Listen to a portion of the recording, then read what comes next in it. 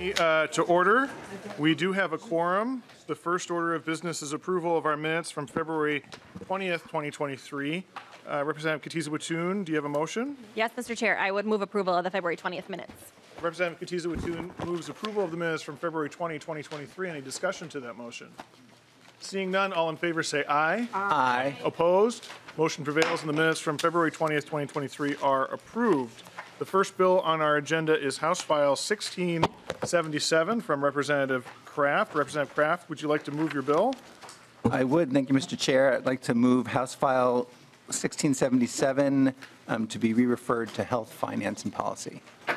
Representative Kraft moves House File 1677 be re-referred to Health, Finance, and Policy. And Representative Kraft, you have the A2 amendment. Would you like to offer the A2 amendment?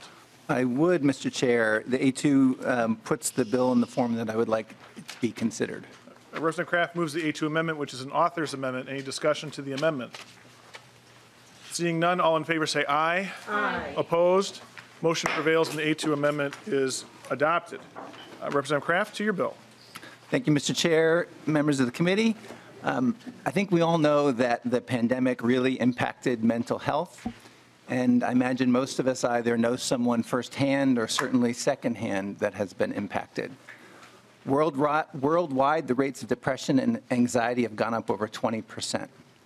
And even prior to the pandemic, people seeking mental health treatment often faced care networks with an insufficient amount of providers and long wait times, often having to go out of network to obtain care. The result of that would be paying substantially higher co-payments, sometimes to the level of preventing them from getting the care they need. This has only been made worse by the pandemic. So this bill does four things. First, and this is in section 1 of the bill and lines 1.1 to 16 of the A2 amendment, is around general network adequacy, or are there sufficient service providers in an insurance network? The base criteria used today is whether there is a provider within 30 miles or 30 minutes, regardless of whether that provider is accepting new patients.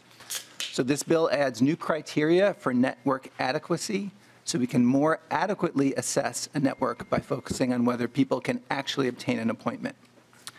Second, in section 2 of the bill, which is also amendments in the amendment line 17 to 120, this is recognizing that we are in a mental health crisis.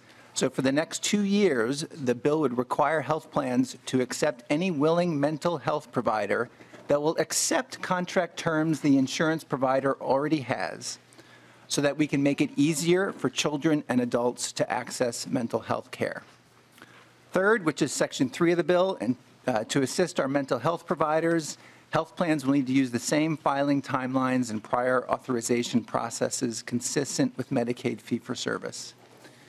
And lastly, to think more longer term, the bill requires MDH to study the overall network adequacy issue and come back with long-term recommendations by January of 2024.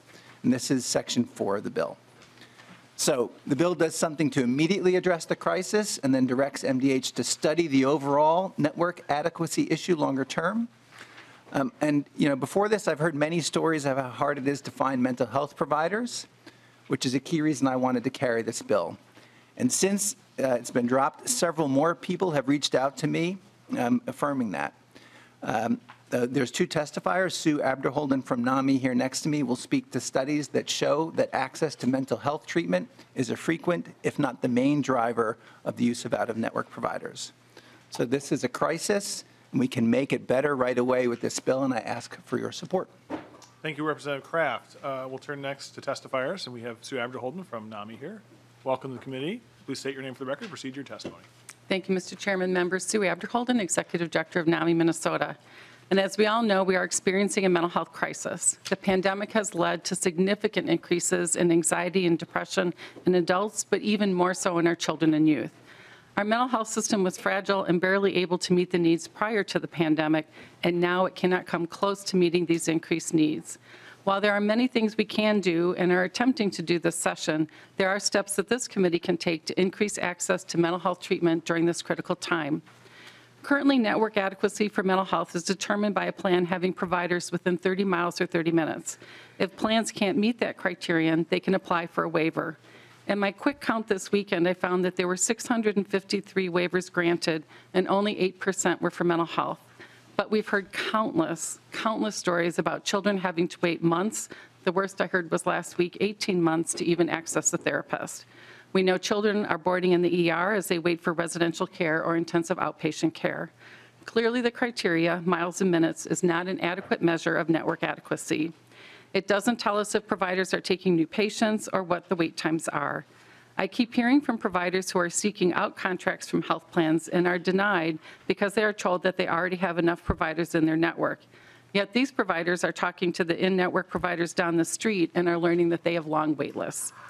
The Milliman report, which examined claims data related to mental health parity, found that behavioral health care providers were 5.2 times more likely to be out of network than other med-surg outpatient, and that over 5 years, the disparity increased 500%. The Government Accounting Office issued a report and found that other states look at providers provider to enrollee ratios, maximum appoint times, percentage taking new patients, and diversity of providers. The other issue that enrollees often have is the directories being inaccurate. In one review, only 47% of the providers listed were accurate. The problems with accurate mental health providers listed was the most common issue. My national office did a survey, and they found that 1 in 4 respondents did not have an in-network therapist, compared to only 1 in 10 that did not have a network medical specialist. I want to remind the committee that when you go out of network, there are higher out-of-pocket costs. Yet when people are desperate to obtain care, especially for their children, they will pay this higher amount. They will go into debt in order to obtain care. I want to read part of a letter sent to me about this issue. It's from Amanda, who wanted to testify today but couldn't make it. She wrote, in August 2021, I was diagnosed with metastatic breast cancer. I contacted my insurance provider to request a referral to a mental health provider who works with persons who have a terminal illness. I was given 6 names. 4 specialized in adolescent dialectical behavior therapy, not appropriate referrals in my opinion. One of the other 2 was located more than 20 miles from my home in St. Paul. The other person waited a few weeks to return my call. She had an immediate opening. She claimed to have experience working with persons who are dying, but it was pretty clear her experience was based on a sample of 1, a family member who died some years ago. The questions she asked in our initial session were inappropriate. I discontinued therapy with this psychologist after 2.5 sessions. I'm actually a mental health professional. I know how to seek referrals and access services. I chose to go through my insurance because I could not afford to go out of network. I was appalled at the options provided to me. This bill does several things to address this disparity. 1, it requires a study of network adequacy while also beginning to look at different criteria that will actually measure whether someone can access care.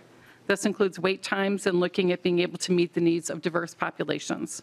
The second measure is to allow any willing provider during the next 2 years in order to greatly expand the network of mental health professionals to increase access to care.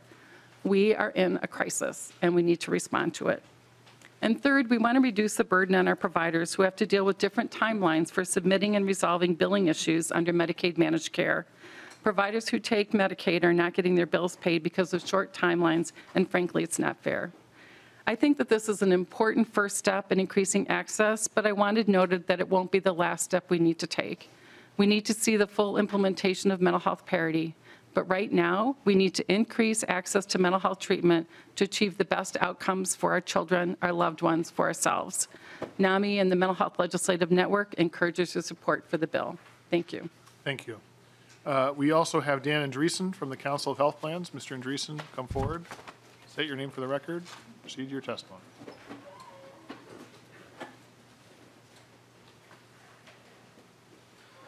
Mr. Chair, members of the committee, Dan Andreessen with the Minnesota Council of Health Plans.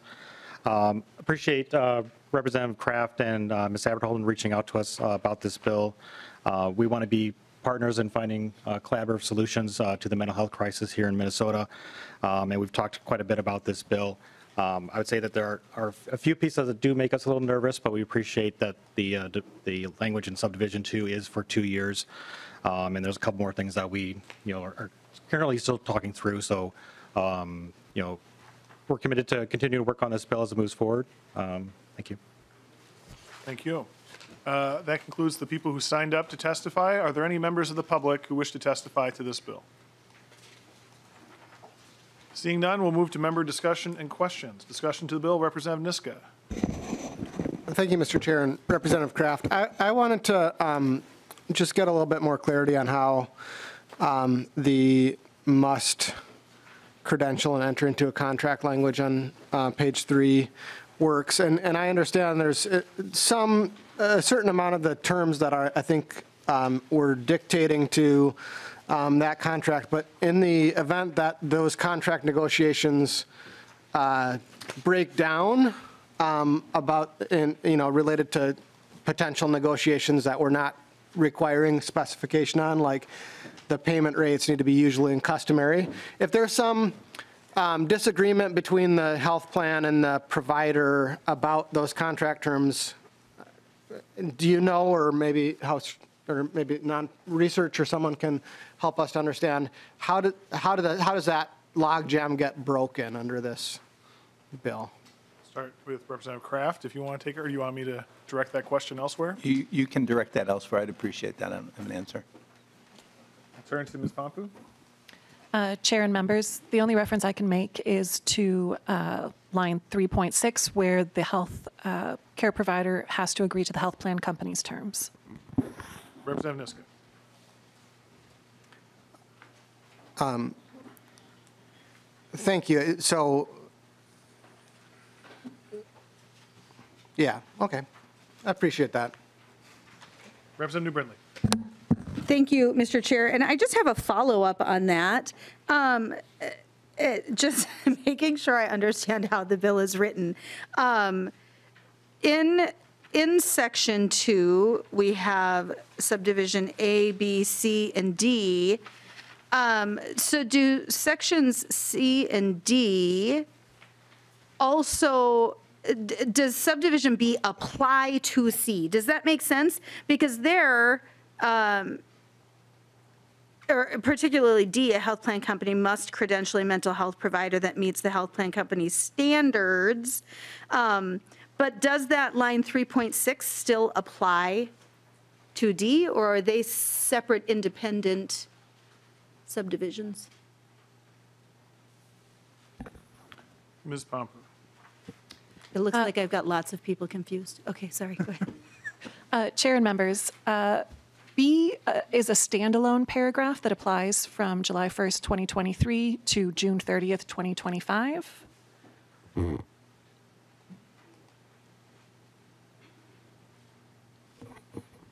Mr. Chair.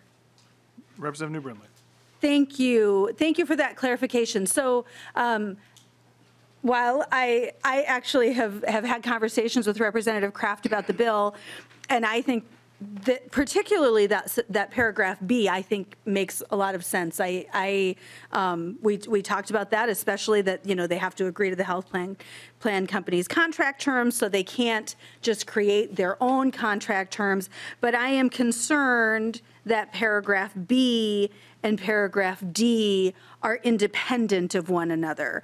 And paragraph D does not fall under that that timeline that expires in 2025. So, and I'm going to assume that was probably oversight, that those timelines were meant to apply across the board, but I think that is a concern that we should probably consider when we're looking at meeting those short-term needs, but then the rest of the bill has a lot of information gathering and studying to make sure that we are in a good place in the future, that we at least have the data that we need to make good decisions into the future. But I would be concerned about that section 2 as it is written now, that, like I said, that paragraph D is independent of paragraph B and would therefore not be subject to those timelines. Thank you, Mr. Chair. Representative Kraft. Mr. Chair, Representative New Brindley, it certainly wasn't the intent that way, so we'll look at that and appreciate the input and suggestion and We do address that. Yep, and I think this goes to your point, Representative New Brindley. There is another committee stop after this for this to continue to work on this. And if you have specifics you'd want to share, fine, but I think we understand the point. Great. Any other discussion to the bill? Representative Driscoll. Thank you, Mr. Chair. I appreciate hearing from NAMI and from others on this. The overarching question that I have, and I don't know that we're going to necessarily be able to resolve it or there's an answer today, but when you are a insurance payer, you negotiate contracts with different clinics, different groups and things. There are different price points that are available for reimbursement, and it's a package deal. The concern that I have is not so much that we're doing it in this one specific situation, but do we also now get the Me Too's that are coming in and wanting to do this? And then what does that do to the insurance payer when working with providers? Does that dilute the entire process? And so I'm a little concerned that this could be that old adage of the camel's nose under the tent, that we could have individuals wanting to come in and cherry pick or sidestep some of the other kinds of things. For example, cardiac-related things, the reimbursement level is much higher on those kinds of things. What we hear from heart surgeons and others, they'll say, well, we'll do it for whatever the contracted rate is. And when the insurance companies put these reimbursement plans together, they figure a certain number of people within the group that they're insuring to try to determine premiums and rates and different things. And I'm just concerned that at some point could have a negative impact on the actual results of dollars collected versus dollars going out by the insurance company, because the pool hasn't been rated according to what was originally anticipated or originally bargained for. Okay, I don't know that there's an answer to that today, but I think there's something that bears some monitoring. And again, I think Mr. Andreessen, although he didn't say that, said there's some work that needs to be done. That would be something that would be glaring to me from my experience in the industry. Representative Kraft. Chair Stephenson. And actually, I think, I'm just going to say, I don't see any other people wishing to be recognized, so maybe you can just go right into your closing comments after you make the Thanks, Chair response. Stephenson, Representative O'Driscoll. I'm not fully sure I follow everything you're saying, but I got involved with this, and this bill is focused at the mental health crisis. So that's what this is focused on. So I'm not planning on extending it to other areas. So just to close, what I would say is that building on that, this is a focused response to the mental health crisis we're in.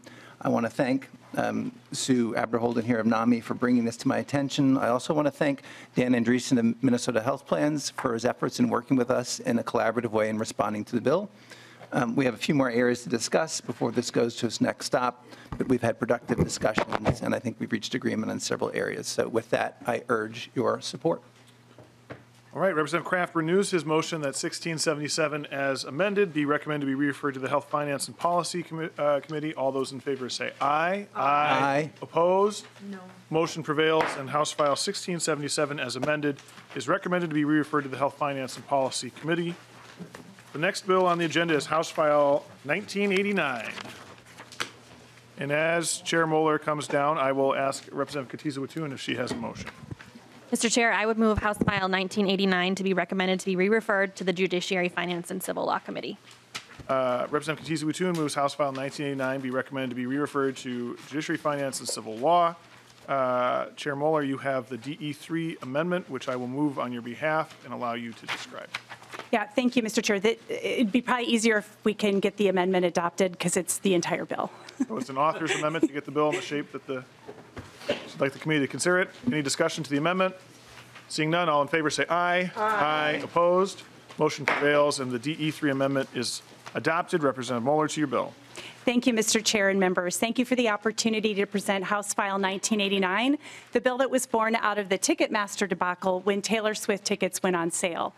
When T Swift's Eras tour was announced, I was excited to get tickets to take my niece to the show.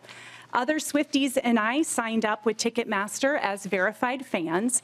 Ticketmaster told us that we would receive a code for use at the pre-sale and that this process would reduce scalpers obtaining tickets so that fans could purchase tickets. Unfortunately, I never received a code and was instead put on a waiting list. I looked forward to purchasing tickets when they went on sale to the general public, but that day never came because the tickets were gone. And for those who did receive the pre-sale code, the process was an utter disaster. Some people, like my friend Melissa, waited in the virtual queue all day long, and when it was finally their turn to purchase tickets, Ticketmaster booted them out, and they had to get back in the virtual line. When others were lucky enough to make it through the process, the tickets were outrageously priced. There were also unknown fees attached to the tickets. A young woman I know named Laura set a personal cap of $500 per ticket and was stunned to make it all the way to the end of the checkout to find out that Ticketmaster added $100 in fees to that $500 ticket. But at that point, it was really too late for her to back out of the tickets to try to get a cheaper one for fear that she would not get any. I know many people who are on their computers and or their phones all day long in order to obtain tickets, and I truly wonder how much productivity was lost in the U.S. that day, both at work and at school. And while the T-SWIFT failure displayed many of the problems with the ticketing industry, and the disaster there occurred on a very big and public scale, there consistently have been problems in this industry. About 15 years ago, I bought tickets to a Wiggles concert to attend with my toddler, and I paid more in fees than I paid for the tickets. And just yesterday, I purchased tickets from Ticketmaster's competitor for the women's Big Ten basketball tournament this weekend in Minneapolis, and I paid an 83% increase in the tickets for the fees, 83%. As a result of the T-SWIFT fiasco, I began educating myself about the ticketing industry. And the problems are numerous for consumers, including dynamic pricing that aggressively drives up prices, exorbitant fees, lack of transparent pricing, unscrupulous scalpers, fraudulent and deceptive behavior in the resale market, and a monopoly created by the Ticketmaster merger with Live Nation in 2010. This merger has resulted in one company being the event's promoter, venue operator, and ticket seller, controlling a majority of the ticketing and live event venues market. Recently, there was a bipartisan congressional hearing led by Senator Klobuchar about the industry. House File 1989, as amended, only seeks to solve a fraction of these problems and is primarily a bill about transparency. First, it includes all-in pricing, which requires that ticket sellers disclose all the fees and charges to the consumer upfront, so there are no surprises like my friend Laura encountered when she had that $100 markup at the end of the process. Second, it forbids ticket resellers, particularly those companies in secondary markets, from trying to fool consumers into thinking their websites are the ones that are the primary ticket sellers. Third, the bill attempts to be transparent about the fees charged in the resale market and prevent the double dipping of fees that happens when a ticket is sold and then resold by the same ticketing company. Fourth, the bill prevents speculative ticketing, which is a practice where resale companies sell tickets before they've ever even been sold in the primary market. And fifth, it creates enforceability through a private right of action. Aspects of this bill came from both laws in New York and Nevada. And members, I don't have any testifiers, but I look forward to your questions as we work together to craft a law to protect Minnesota's consumers. All right. We are going to open up to the public for testimony, and I see there's a member of the public who wishes to speak, so if you want to come forward, state your name for the record and proceed to your testimony. Thank you for testifying today.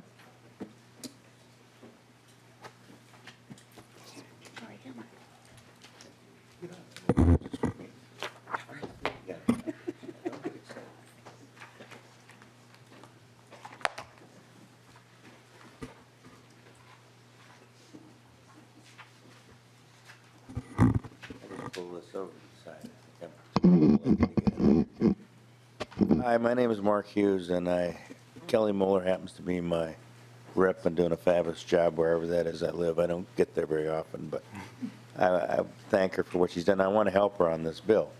Now, she stated one of 2 or 3 cases that Ticketmaster has had. This goes all the way back to the North Stars, the Minnesota Wild, what have you. When you are disabled, you find that you purchase a ticket to get in the door, but then you bring your own chair to sit in a marking on the floor. It's an insulting ripoff what they're charging, the handling, and this and that and the other thing. Now, we're not looking for the big deal of the day or to spin the prize wheel. However, we are looking to become down to more realistic terms on expenditure and revenue. Now, I happen to know who the owner is of the Minnesota Wild. He played for the St. Paul Vulcans. His wife is Mop and Glow. Her family runs Mop and Glow. So obviously they're not hurting for money. But the business, here's my take. business and the public need to work together when it comes to sporting events. But the people that own these teams and the sporting events shouldn't take advantage of the general public as they have to Kelly and maybe me, I don't know. But I want this looked into. It needs to look into. It should probably go to Keith Ellison. He's got plenty to do, but we could probably find one more thing for him to do. Because this is an absorbent ripoff, and it really makes me mad to see what's going on. And I look funny, but I'm not as stupid as I look. Thank you. Thank you for your testimony. Are there any other members of the public wishing to testify today? Seeing none, we'll move to member discussion to the bill. Discussion to the bill. Representative Niska. Thank you, Mr. Chair, and thank you, Representative Moller. This is really close, I think, to something that should get bipartisan support, and so I appreciate the work that you've put into it. I did have a couple of questions. One was related to the potential for federal action. I just was curious as to how does this bill interact with if the federal government does do something in this space potentially? Is that something we should be concerned with? Representative Moller. Yeah, thank you, Mr. Chair. Thanks, Representative Niska, for that question, and I am looking at that too. I've been in contact with Senator Klobuchar's staff. I've shared this language with them. I think one of the things that they're looking at more closely is the merger issue between Live Nation and Ticketmaster. Not that they're not looking at ticket pricing and transparency as well, but I think there's a place for them to do their work, for us to be able to fix some of these issues in Minnesota, and of course, you know, I think the chances of us being able to pass something for our state probably are higher than the chances of Congress passing a bill. But I do think some of those greater issues around the merger are issues that they're really focusing on as opposed to what we're doing with this bill. Representative Niska. Thank you, Mr. Chair, and I appreciate that, Representative Moller. I just was curious if you can, I'm concerned or confused about how does if like a season ticket holder for the Wild, they have tickets that they want to sell. How does this change the way that they navigate that landscape? Is it going to create some kind of problem for just the average season ticket holder trying to resell their tickets? Representative Moller. Thank you, Mr. Chair. And the answer is no, and that has to do with the definitions. If we could turn it over to nonpartisan staff, I know there's I believe there's an exclusion for individuals. Ms. Pompu.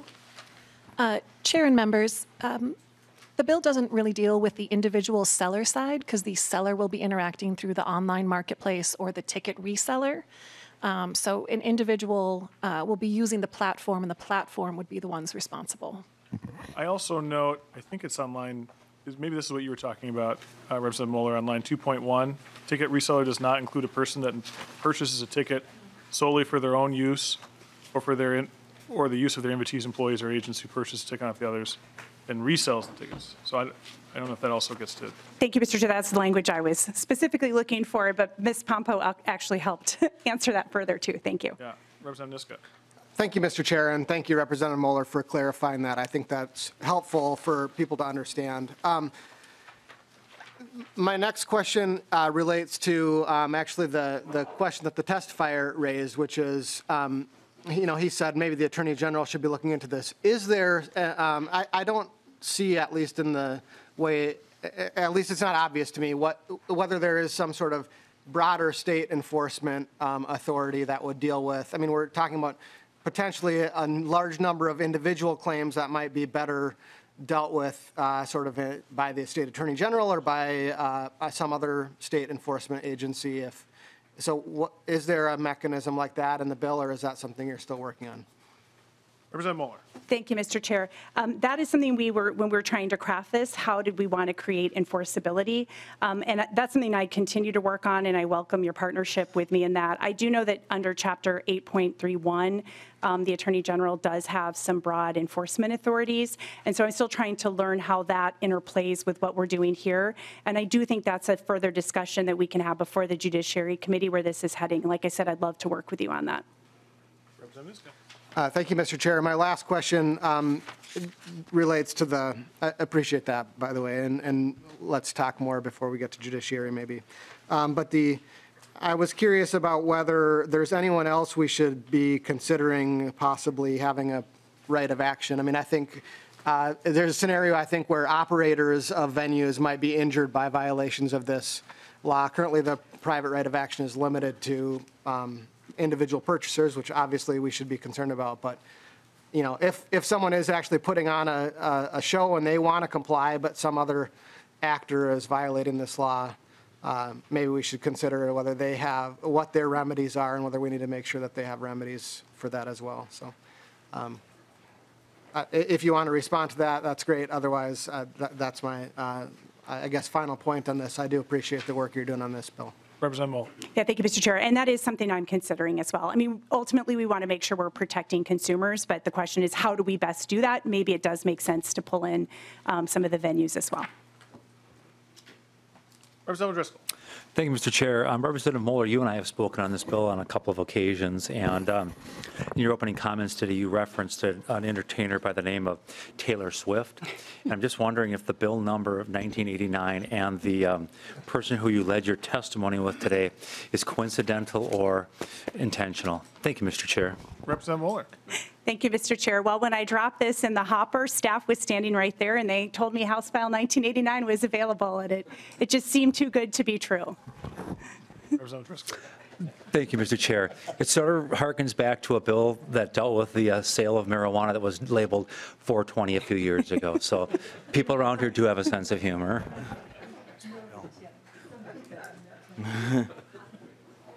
All right. I don't see any further members. Oh, Representative Cagle, pardon me. Oh, I'm sorry. There's a couple people on the list. I should look at the list before I say There there's you no one on it. Thank- Representative Cagle. Thank you, Mr. Chair. And Representative Moller, in my wildest dreams, I can't imagine being able to shake off the fees that cause all this bad blood. And I really wish we would see blank spaces where these fees are on our bill, but we're not out of the woods yet. So I really thank you, Representative Moller, for bringing House File 1989 and allowing me to get all these song lyrics or song titles from that album in this. And I also have a bill based on a Taylor Swift song, Midnights though, and it's my Amazon fee bill, It's Me, I'm the Problem. So thank you. It really took all of my strength to not gavel you out of order on that one. Representative Katiza-Wattoon. Thank you, Mr. Chair. And Representative Moller, look what they made us do. I want to thank you for bringing this bill forward. Myself, I had a couple of bizarre experiences, not only trying to buy tickets for Taylor Swift, which, you know, we do so much of our everyday life on our mobile phones these days, but every time I was in the queue and I had to move to a different app on my phone, check my email, do whatever I might have been doing, it kicked me out. So it was every time it wasn't set up for people to be even trying to purchase these tickets and stay in the queue for 10 plus hours, as you alluded to earlier. But then I also bought tickets to Billy Joel. For those, of a different generation, perhaps. And we got to the last page there, and the fees that you mentioned were a third of the ticket cost. And so it really was just crazy. And Representative Cagle already stole my reference to a blank space on that final fee page. But I think that this is a really good bill. I appreciate some of the, it sounds like we might have some bipartisan support for it, and I appreciate all your work. Thank you. Okay, now seeing no further people seeking to discuss this, I will turn it over to Chair Moller for final words. Thank you, Mr. Chair. And I just want to thank nonpartisan and partisan staff for their help with this bill. I also received some technical assistance from the Attorney General's office and input from both Ticketmaster and Live Nation. You're not done with the song lyrics yet. You kind of stole my thunder a little bit, but I'm going to do it anyway. It's all right. I thought about Taylor Swift songs and how they could fit into this presentation about House File 1989, which, as you know all too well, is one of her albums. And never in my wildest dreams did I think I would work on a bill like this, but I was a mad woman. After the TS ticketing debacle, my family told me to shake it off, and others said, you need to calm down. However, this is me trying to do something positive about the situation, and some may say that this is just a champagne problem, but I think a bipartisan effort could bring together the left and the right in a love story that benefits Minnesota's consumers. In all seriousness, while this bill may not be the most crucial issue we work on this session, it will make a difference for Minnesotans who love attending concerts and sporting events. I welcome any of you who want to work together on this issue. There is a blank space on the bill for your names. Thank you, Mr. Chair. Thank you. And with that, I will renew Representative Katiza-Wattoon's motion that House File 1989 as amended be recommended to be re-referred to the Judiciary, Finance, and Civil Law Committee. All those in favor say aye. Aye. Opposed? Motion prevails, and House File 1989, as amended, is recommended to be re-referred to the Judiciary, Finance, and Civil Law Committee. Thank you. The next item on our agenda is House File 2000, and I will hand over the gavel to Representative Katiza.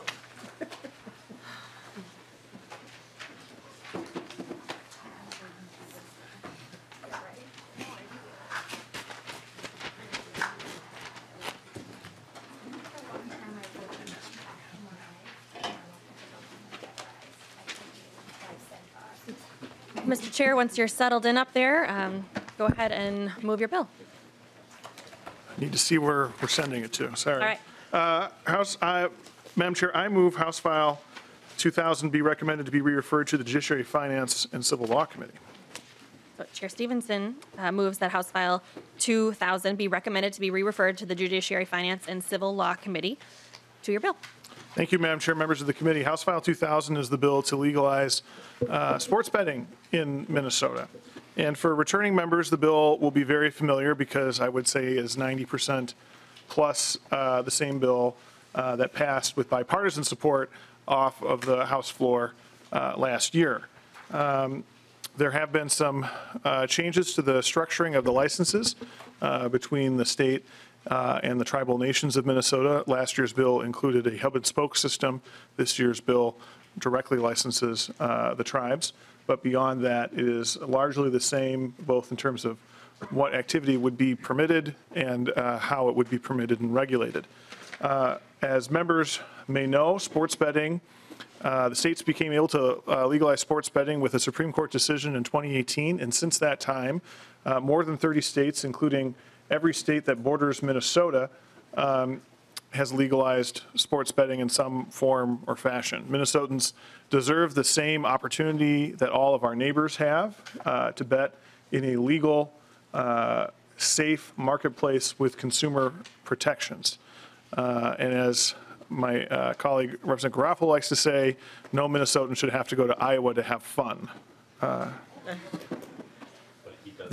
But he does very often. You are right, Representative Dowd. And Madam Chair, we do have, I think there are a number of people who wish to testify to the bill, so maybe in the interest of time, I'll just leave it at that and be happy to answer questions once we get through the testifiers. All right. So first on the list, we have Andy Plato, Executive Director with Minnesota Indian Gaming Association. Introduce yourself and proceed with your testimony.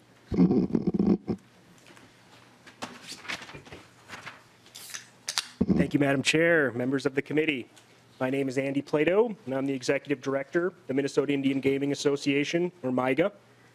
On behalf of MIGA's 9 member tribes, thank you for your work on House File 2000, a bill to legalize sports wagering. Since the Murphy v. NCAA Supreme Court decision in 2018, MIGA tribes and their leaders have monitored the impact legal sports betting has had on existing tribal gaming operations in other states. The experiences and lessons learned elsewhere, including all the states surrounding Minnesota, have helped MIGA tribes understand just how important the details and structure of legislation authorizing sports wagering are to existing gaming interests like tribal governments.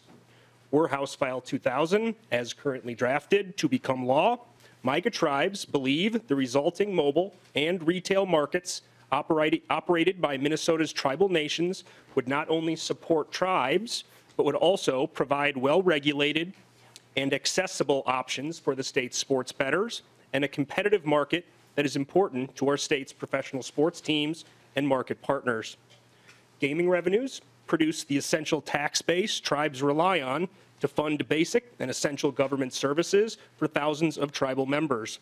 Therefore, anytime the state changes the gaming landscape, tribes must carefully consider whether such proposals strengthen or in fact threaten tribal sovereignty and self-determination. MIGA tribes look forward to continually monitoring the bill's progress and offering refinements to improve the language as it moves through the process. MIGA, its members and representatives, again, thank you, Mr. Chairman, for your recognition that tribal gaming deserves to be protected and must be preserved. As this proposal moves through the legislature, we look forward to working with you and other stakeholders. Thank you. Thank you, Mr. Plato. We do have a number of testifiers from the public signed up, so we're hopeful. We have another bill yet on the agenda for the day, so we're hopeful that people can keep their testimony to about 2 minutes. We have David Prestwood on the list, followed by Jake Grassel.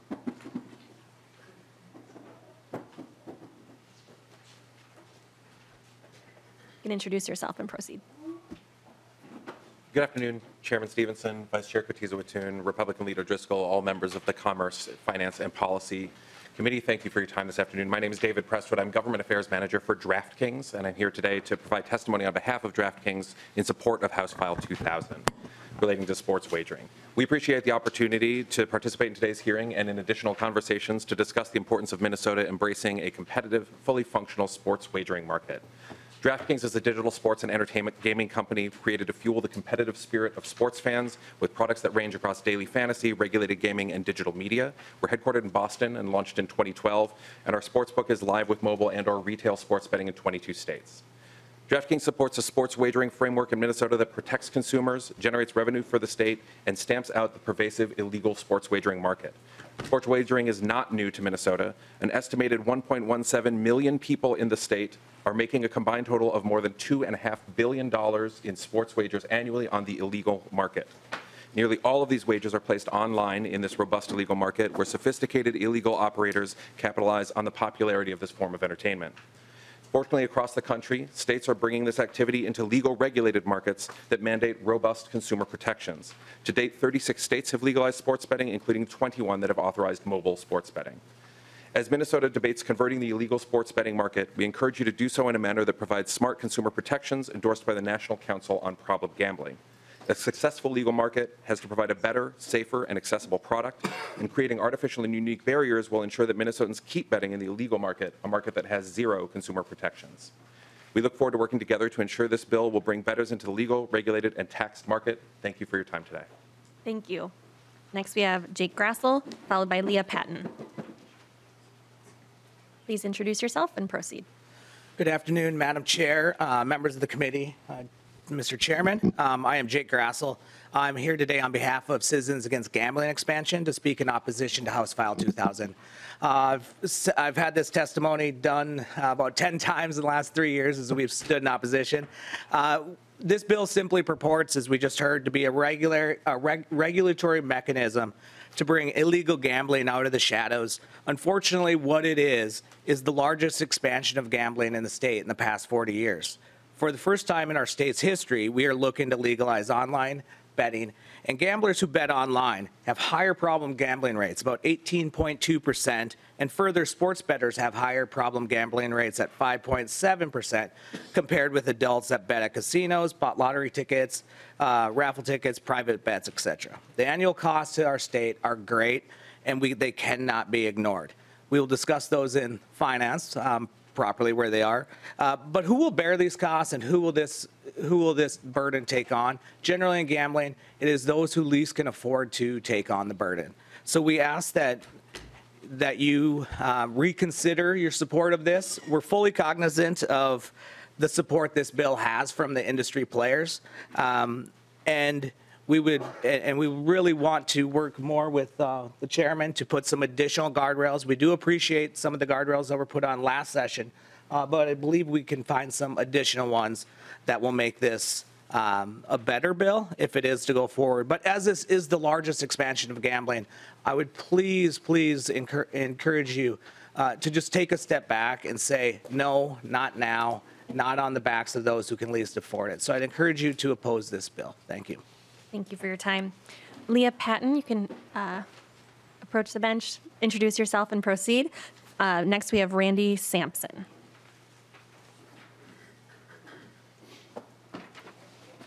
All right. Madam Chair and members, my name is Leah Patton, and I am Executive Director of the Joint Religious Legislative Coalition.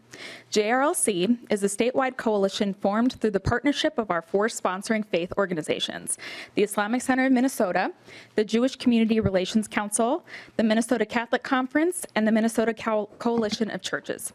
As people of faith, we advocate alongside our neighbors of differing religious backgrounds to address poverty, uphold the dignity of overlooked communities, and mitigate societal harm. I'm here to testify in opposition to House File 2000. Legalizing sports betting, daily fantasy sports, and mobile gaming will bring access to gambling into every home, school, and workplace in our state 24 hours a day. We believe this will create more problem gamblers and intensify the struggle of those already dealing with gambling addictions. This issue does not just impact the person dealing with addiction, but it can also create severe financial and emotional hardship for their families as well. The University of Minnesota reports that college students are 2 to 3 times more likely to develop problem gambling than older adults.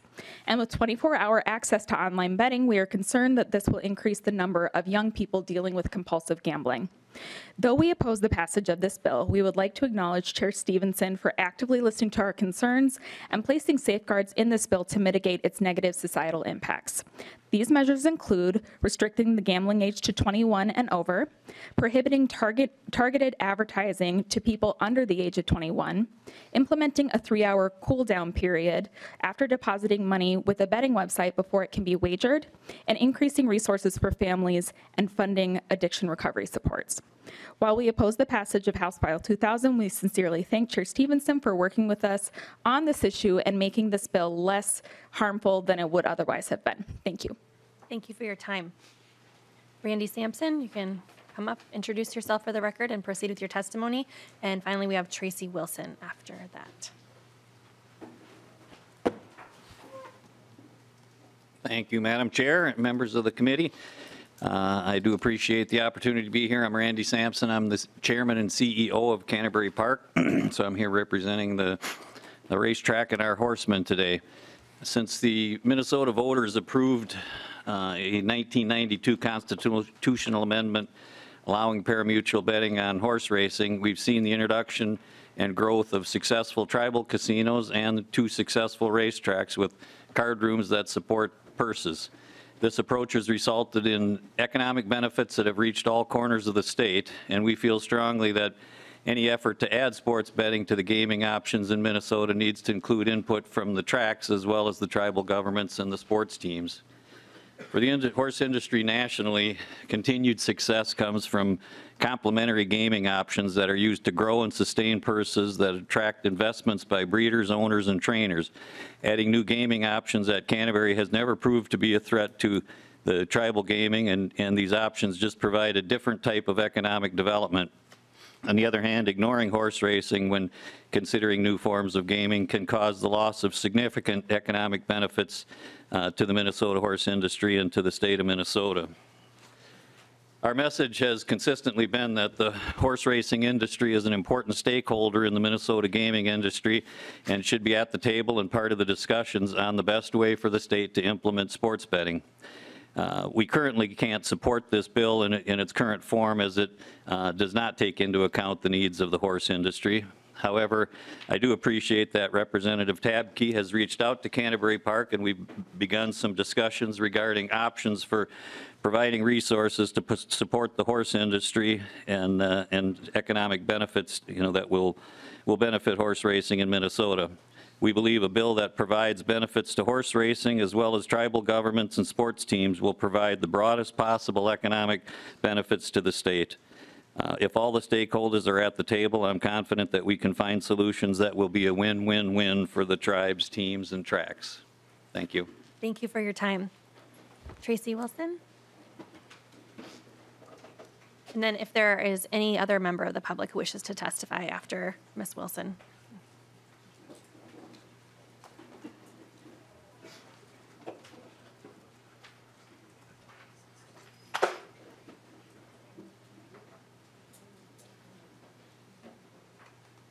Mr. Chair, it might be helpful to move that chair just over a little bit for her.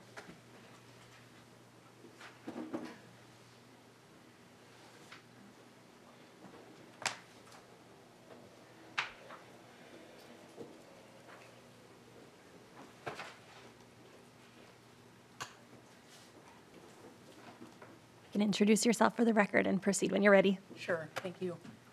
Good afternoon, and thank you, Madam Chair, Chairman Stephenson, and members of the committee for letting me speak today. My name is Tracy Wilson, and I'm the Chief Financial Officer for Running Aces, located in the city of Columbus, in Anoka County. My goal is to provide testimony today showing the importance of treating the racetracks equally with the Native American casinos with regards to the sports betting bill. I want to make sure everyone understands that the Minnesota racing industry has already been taking sports bets on horse racing since the mid-'80s when it was legalized. In 1982, Minnesotans approved sports wagering on horse racing by 64% majority. Specifically, Running Aces has taken over 10 million sports bets on horse racing alone since opening in April of 2008. Canterbury has been taking sports bets on horse racing for almost 40 years. The horse racing industry is estimated to bring an economic benefit of over $500 million to the state of Minnesota. Specifically, Running Aces employs over 530 employees with our casino, hotel, and racetrack, with an additional 75 seasonal employees supporting an estimated annualized payroll over $27 million. Running Aces has offered advanced deposit wagering, ADW, since 2016. This was a law passed in 2016 which utilizes the same technology and some of the same vendors being considered for sports betting today. Advanced deposit wagering allows Minnesotans the ability to bet on horse racing from mobile devices. Online sports betting is projected to represent 80 to 90% of the revenue produced by sports betting. Running Aces is already experienced with offering sports wagering and account wagering operations. The tote machines and the mobile device technology used at the track to take horse racing bets is already capable of handling sports betting. Running Aces is regulated by the Minnesota Racing Commission. The MRC is physically located at our track, which includes a full-time investigator, in addition to all of the other regulatory positions. In addition, the MRC auditor receives daily reports from us. Sports betting represents the largest expansion of gaming in Minnesota in the last 40 years. If this bill is passed, all constituents, the tracks and Native American casinos, need to be treated fairly. Minnesotans overwhelmingly agree. According to an April 2022 KSTP Survey USA poll, 57% of respondents say they support sports betting in Native American casinos and the state's 2 racetracks. Just 7% of respondents support sports betting only at Native American casinos. In summary, if our racetrack is excluded from sports betting expansion, this will endanger the future of our over $500 million racing industry in Minnesota. We are asking today for parity and basic fairness. Thank you for listening and learning more about Running Aces. I'm happy to answer any questions. Thank you, Ms. Wilson. Thank you. Are there any other members of the public who wish to testify on the bill today? All right. Seeing none, we do have a couple amendments. Representative O'Driscoll, would you like to move and describe the A1 amendment? Thank you, Madam Chair. And the A1 amendment, ladies and gentlemen, gets to a more global issue that I've had for a while, and we've started to hear a little bit in testimony today. And what the issues are is we have, like we did last year, kind of the colliding of worlds with alcohol. This year we kind of have the colliding of worlds with gaming. We continue to have the perennial problem for charitable gaming, where they are taxed at an extremely high rate, and those are gaming operations that are run by your local legions, VFWs, ball clubs, hockey groups, and the like in your communities that help them to be able to basically do what they need to do in their operations and to help kids and others within our community to do good things. The second thing that we're looking at is the Viking Stadium, which was funded by the ePull-Tab program, is about to sunset, where we have enough money, we believe, to be able to pay off those bonds. And so the question becomes, what does the legislature do with the ePull-Tab related money? And the third thing that we've got is the new kid on the block, if you will, and that is the issue of sportsbook betting. And I will tell you that I'm not opposed to the concept, but I'm very in favor of a level and fair playing field for everyone. Anyone and everyone knows that there's only a limited number of dollars that are available for everything. And when you go and introduce a new player into the pot, what ends up happening is those revenues get shared with another player or competitor for those entertainment dollars in this case.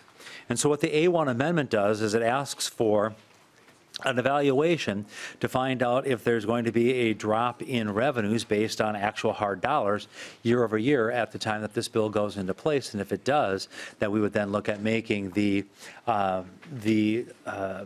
charitable gaming folks whole by helping them with some offsets.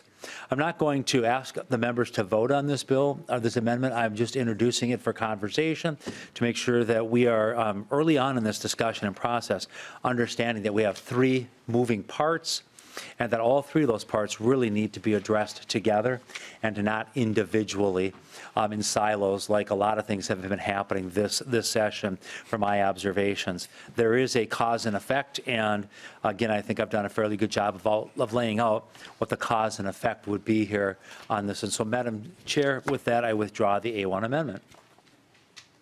Thank you, Representative O'Driscoll. He withdraws the A1 amendment. Chair Stephenson, do you have a follow-up? I do, only because Representative O'Driscoll said he wanted to start a conversation, and I'll start by saying I think it's it's amusing to me, having heard my friends talk about how much they don't like seeing bills moved together and that they'd rather see things dealt with separately, that now the idea is that maybe we should deal with things more. We don't like that you're doing everything separately, and we'd like you to do everything together.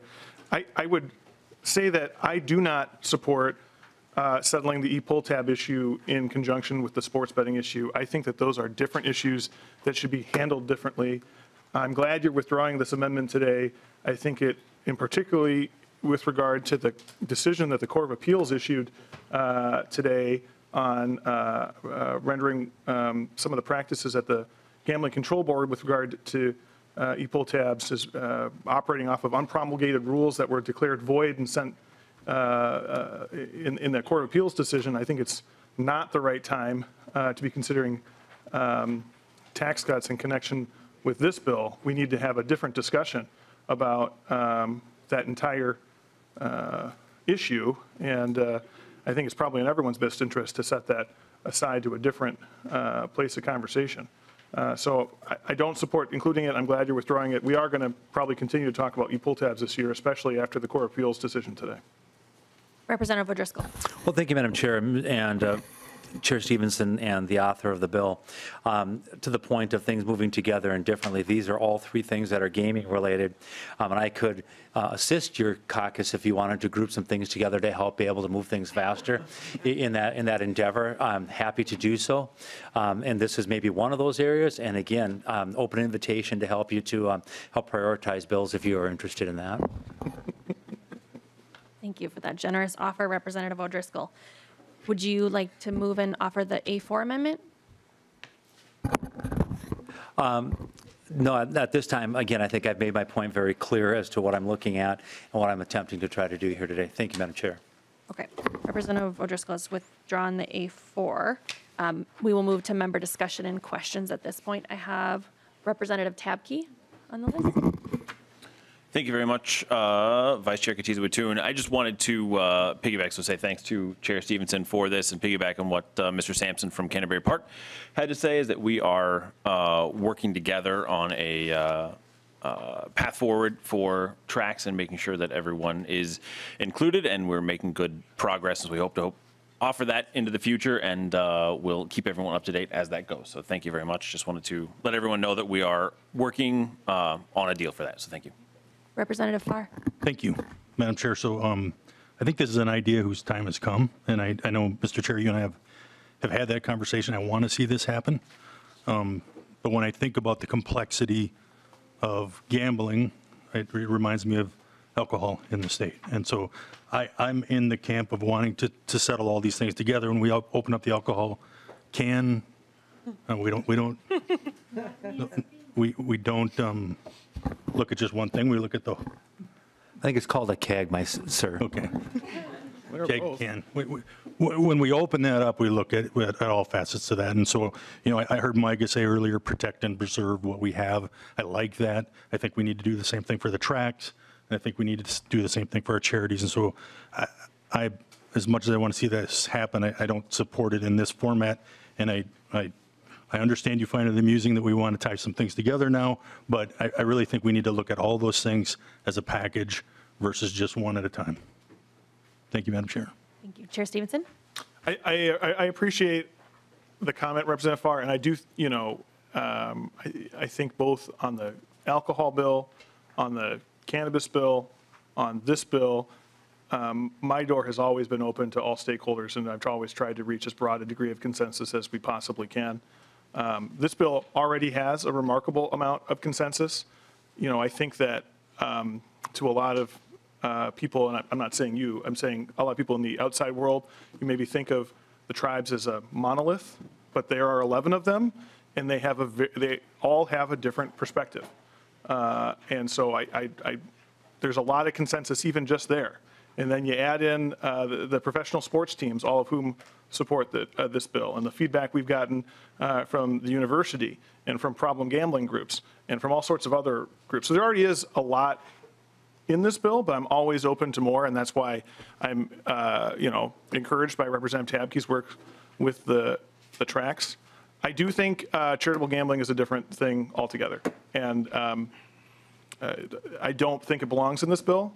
I think that there's a lot going on there between the tax issues, the issues connected to the stadium, and then the regulatory issues. And that is a discussion that we need to have, but not in this bill. And if that means that I can't earn your support, I'm not going to have it, because it's not going to be in this bill. Members, any further questions or comments to House File 2000? Okay, seeing none. Oh, Madam Chair, I would like a roll call vote, please. Representative O'Driscoll has requested a roll call vote. Mr. Chair, I'll let you close. Well, thank you, Madam Chair, members of the committee, for the great discussion today. And it's going to continue. We have multiple committee stops here, and I think that there's a lot more work to be done, and I look forward to it. So I'd ask for a yes vote today. Very good. The clerk will take the roll on the bill. Chair Stephenson. Aye. Stephenson, aye. Vice Chair Cotiza-Wattoon. Aye. Cotiza-Wattoon, aye. GOP lead O'Driscoll. No. O'Driscoll, no. Representative Bierman. Aye. Bierman, aye. Representative Cha. Aye. Cha, aye. Representative Doubt. No. Doubt, no. Representative Dotseth is not here. Representative Freiberg. Yes. Freiberg, aye. Representative Cleavorn. Cleavorn, aye. Cleavorn, aye. Representative Cagle. Aye. Cagle, aye. Representative Kraft. Aye. Kraft, aye. Representative Liebling. Aye. Liebling, aye. Representative New Brindley. No. New Brindley, no. Representative Niska. No. Niska, no. Representative Perryman. No. Perryman, no. Representative Farr. No. Farr, no. Representative Tabke. Yes. Tabke, aye.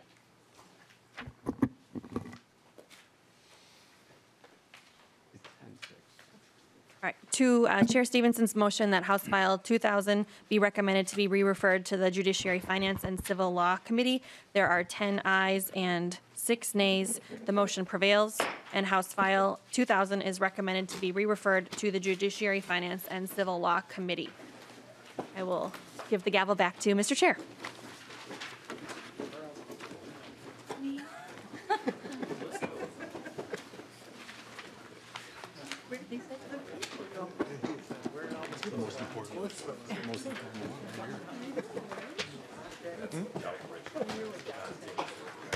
Take it. All right, the next item on our agenda is the most difficult and controversial bill of the day, House File 665, from Representative Bliss, who I see is making his way down. While he does so, I will move House File 665 be recommended to be placed on the general register.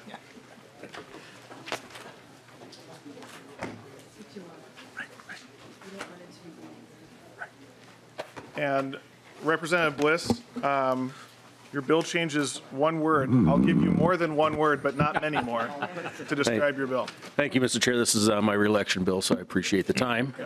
Back in 2018, we found that some people were taking advantage of our veterans and giving them some loans and dimes to the dollars on what their benefits were worth. So we made a change, and we had an oversight in a word, and I'll let Mr. Elwood speak to that.